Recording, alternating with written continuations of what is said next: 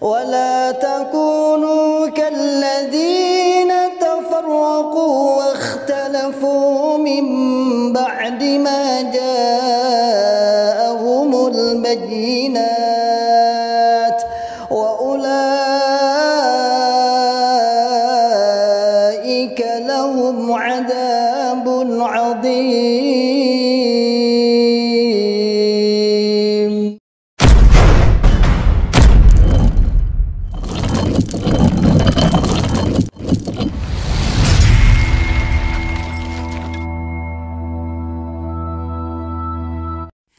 Bismillahirrahmanirrahim. Alhamdulillah, pembangunan PPTQ Himmah Aliyah masih berjalan lancar dan saat ini masih tahap finishing, serta KBM kegiatan belajar mengajar sudah berjalan dengan aktif dengan jumlah santri 36 santri yang semuanya sekelas SMA dan berbasis masyarakat gratis.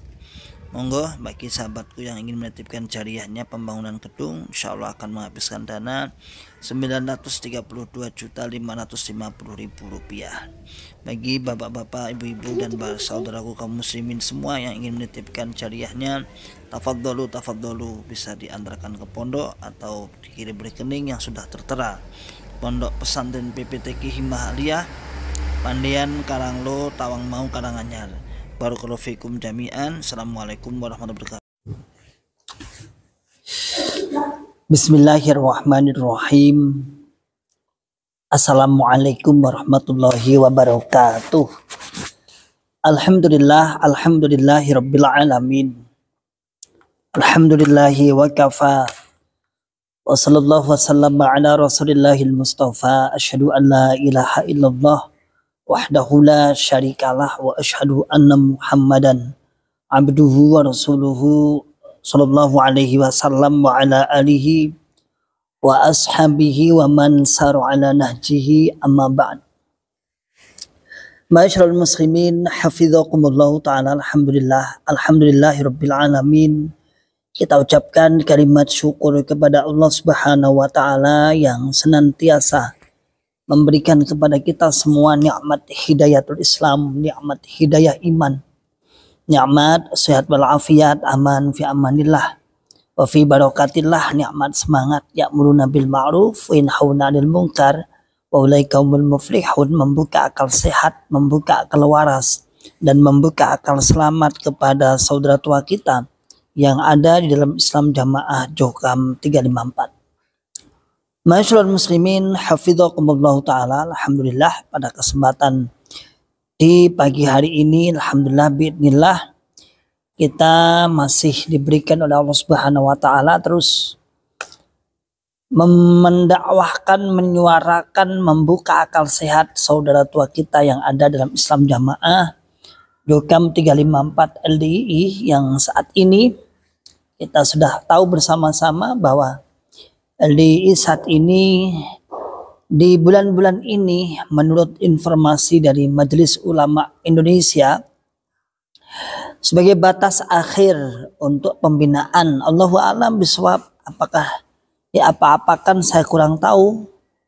Yang pasti apapun yang terjadi, apapun keputusannya, tidak menyurutkan ribat akli salim, tidak menyurutkan para mantan-mantan untuk membuka, untuk menjelaskan, untuk menerangkan kepada saudara-saudara tua kita yang ada dalam Islam Jamaah agar menuju kepada Islam rahmatan lil alamin. Begitu nyata dan begitu jelas penipuan-penipuan yang dilakukan oleh pengurus-pengurus Islam Jamaah terhadap jamaahnya, walaupun mereka juga tidak merasa menipu. Jadi hebatnya seperti itu. Saya katakan penipuan karena sudah diingatkan. Kalau nggak ada yang mengingatkan, berarti ya mungkin kita belum bisa menghukum itu sebuah penipuan. Karena kita masih di dalam saat itu yang merasa pol-polan, merasa paling benar, merasa paling soh, merasa paling, pokoknya serba paling. Namun setelah kita keluar, biidznillah wa bi'aunillah, ya akhirnya tahu bagaimana ternyata selama ini kita banyak menipu umat kita sendiri ya. Waktu di dalam yang terus terang para pengurus-pengurus Yang sebenarnya mungkin hati nurani kita tidak cocok, hati nurani kita tidak pas. Tetapi karena itu sebuah keyakinan, sebuah akidah, gak pas dipas-pas nih, gak cocok dicocok-cocok nih, gak terima diterima-terima nih, gak melebu dilebok-lebok nih. Kan seperti itu. Ya. Sementara masyarakat muslimin hafidhakumullah ta'ala, tidak jarang, ada banyak sekali orang-orang yang telah kita bawa, orang-orang yang kita telah arahkan, mereka sampai saat ini masih paham di dalam. Sehingga simalakama bagi kami, bukan simalakama ya, lebih pada ketika kita mengajak keluar, mereka katakan, lu sampean dewe sing mahamnya aku. Lu sampean dewe, saya menjadi paham jamaah kan sampean sendiri yang menyuruh kami dulu. Sampean yang ma'amar ma'rufi, sampean yang memperkuat jamaah kami. Kok sekarang kamu peninggalkan? Begitulah mungkin jawaban yang tepat bagi mereka ketika kita ajak mereka untuk hijrah. Namun bagi kami ya biasanya kita katakan kita dulu sama-sama tidak tahu. Kita dulu juga sama-sama meyakini bahwa ini arahnya benar. Tetapi setelah beberapa tahun kita akhirnya menyadari bahwa ini sebuah salah, yaitu seperti halnya kapal, saya katakan gambaran seperti itu. Seperti halnya kapal lama-kelamaan tidak sesuai dengan arahnya, namun sudah berbelok arah yang sangat jauh.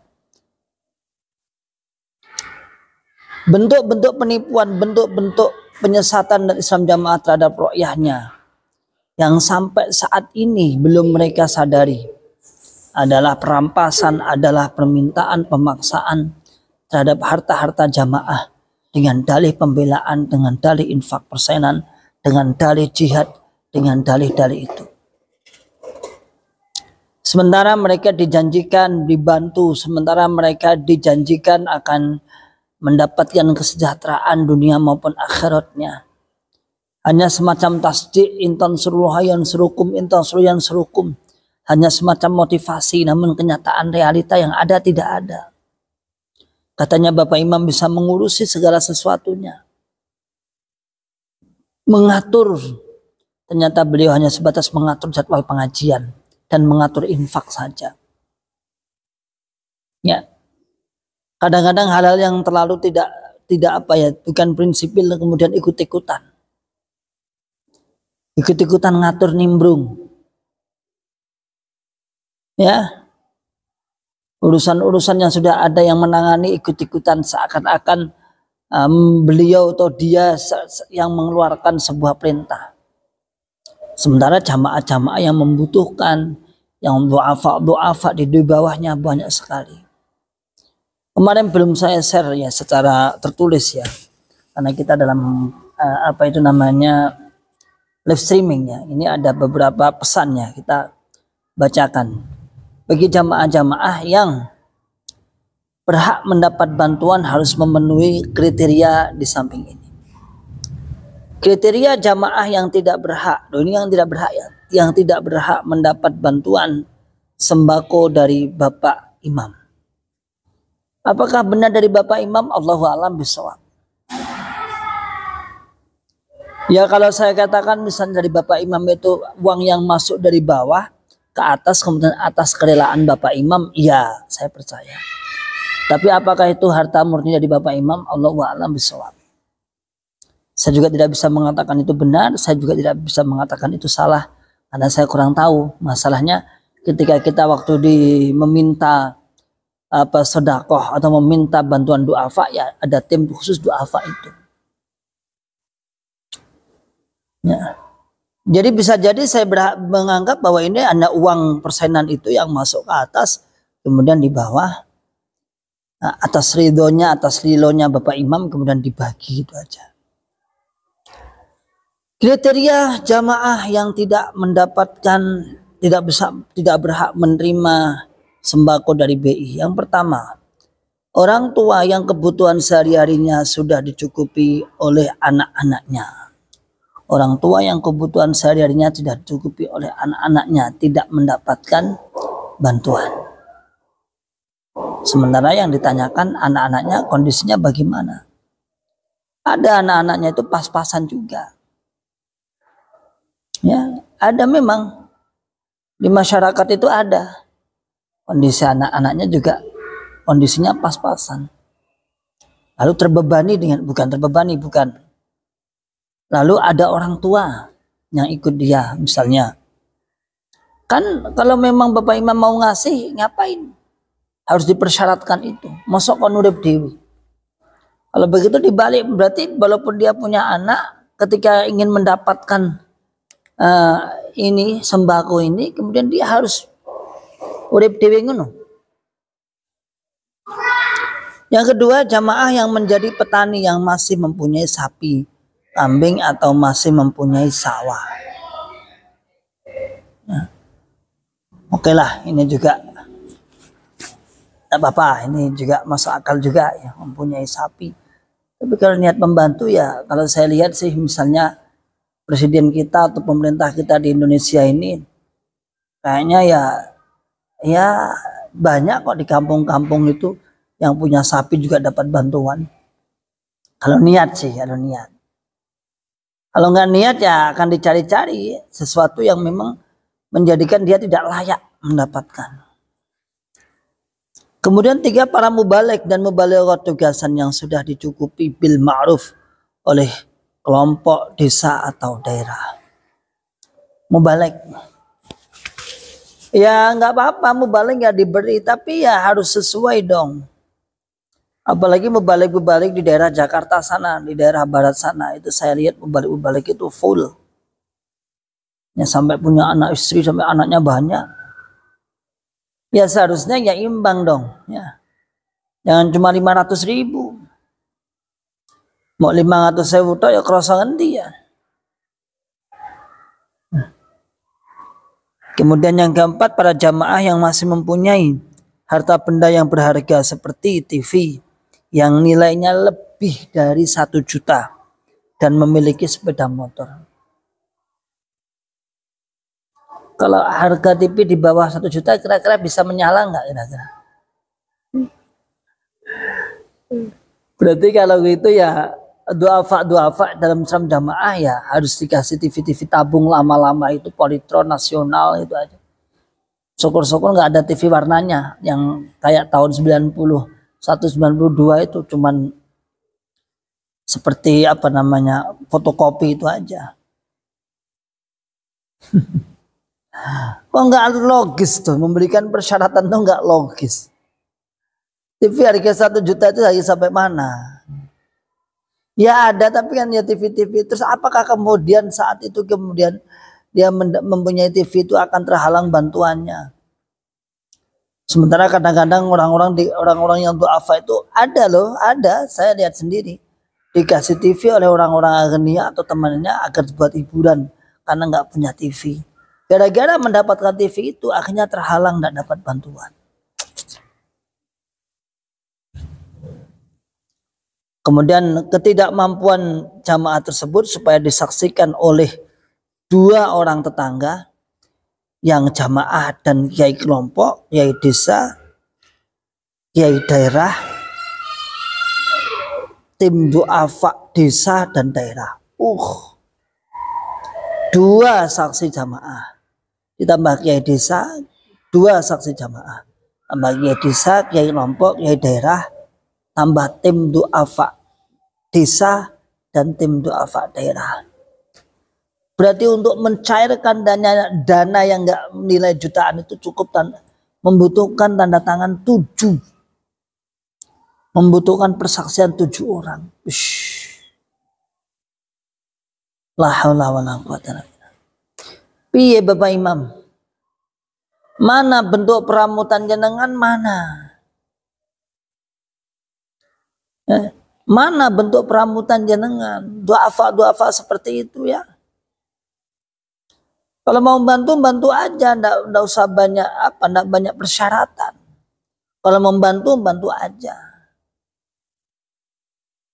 Sudah mau bantu misalnya dengan nilai yang tidak memper bahasanya, tapi syaratnya luar biasa. Syaratnya kekakian syarat. Katanya jenengan peramut jamaah. Katanya antum rambut jamaah, ngopeni jamaah. Nah, kok malah kebalik. Sementara jamaah uangnya yang masuk ke pusat ratusan juta bahkan miliar. Tanpa kita meminta persaksian dari sana, tanpa kita minta pertanggungjawaban dari sana, tanda tangan dari sana, tanpa minta kwitansi dari sana. Tapi giliran dari bawah meminta ke atas, begitu ketatnya membuat peraturan-peraturan itu. La haula wala quwata illa billah. Ayo, Bapak Imam, mana? Muncul dong ya. Bantu duafa-duafa itu. Oke, demikian saudaraku semua. Insya Allah beberapa menit ini semoga bermanfaat. Salam akal sehat, salam akal waras, dan salam akal selamat. Akhiru da'wana alhamdulillahirabbil alamin. Assalamualaikum warahmatullahi wabarakatuh.